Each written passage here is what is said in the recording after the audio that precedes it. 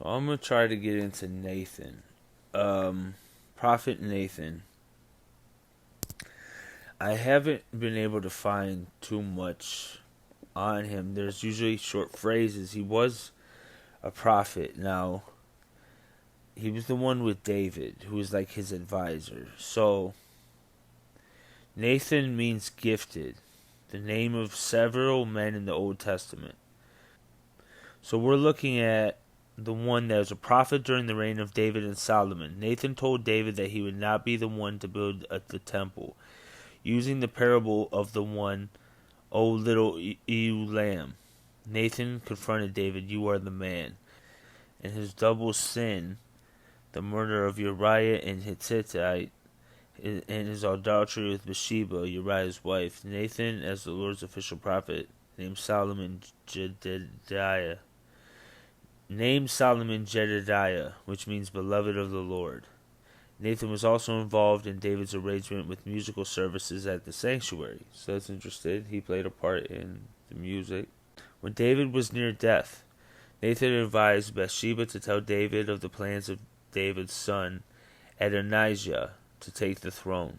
Bathsheba related the news to David, who orders that Solomon be proclaimed king.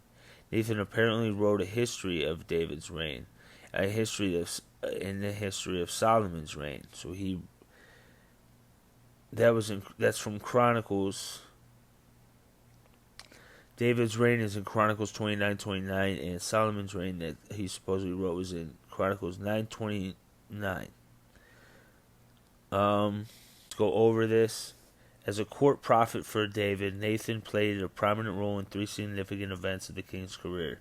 When David had consolidated his kingdom and wished to build a temple to God, Nathan first approved. Later, he received a revelation that not David but his son would build the temple.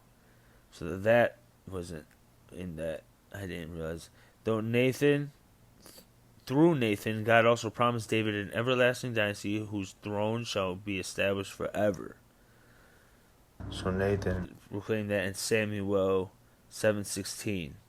After David arranged to have the warrior Uriah killed. He married Uriah's widow Bathsheba and had a child by her. Nathan confronted the king with a story about a rich man who selfishly slaughtered a poor man's pet lamb to feed a feeding visitor. David was outraged, saying, "You are the rich man, that the rich man deserved to die. You are the man." Samuel 12:7. Nathan said, predicting that trouble would plague David's house and the Bathsheba child would soon die. Ironically, when Nathan last appears about 20 years later, he's the ally of Bathsheba and her second son, Solomon, in the struggle over succession as David nears death. The king had treated his eldest living son, Adonijah, as crown prince, but Nathan urged Bathsheba to remind the invalid king that he had sworn to give the throne to Solomon. So, once again, the Adonijah story, not getting the throne, Nathan suggesting that it goes to Solomon. Try to figure further what that is about Adonijah. So that's kind of interesting that there would be a cross. Interested. I'm a little interested in that. After she had done so, Nathan came in and gave Solomon the throne, and warned that Adonijah was already seizing the kingdom without David's permission. Together, they convinced David to install Solomon as king even before his death, and Nathan joined the priest Zadok in anointing the new king. Nathan also wrote a history now lost of David and his times. So he wrote a history that was lost. So I'm trying to find a little more. In the Eastern Orthodox Church, this is called Feast Day. In the Eastern Orthodox Church and those Eastern Catholic churches which follow Byzantine Rite, he is commemorated as a saint on the Sunday of Holy Fathers, the Sunday before the great feast of the Nativity of the Lord. According to the Orthodox Church in America website, the prophet Nathan is commemorated on December 14th. Okay. Like, if you go onto Wiki, there isn't much. Like, this is why I wanted to go over Nathan and what I had, because I'm really interested in him. If I could find a book, if I could, I'm definitely gonna find something on him because there just isn't there wasn't too much info, and he was a prophet, so I would like to know as much as I can about Nathan.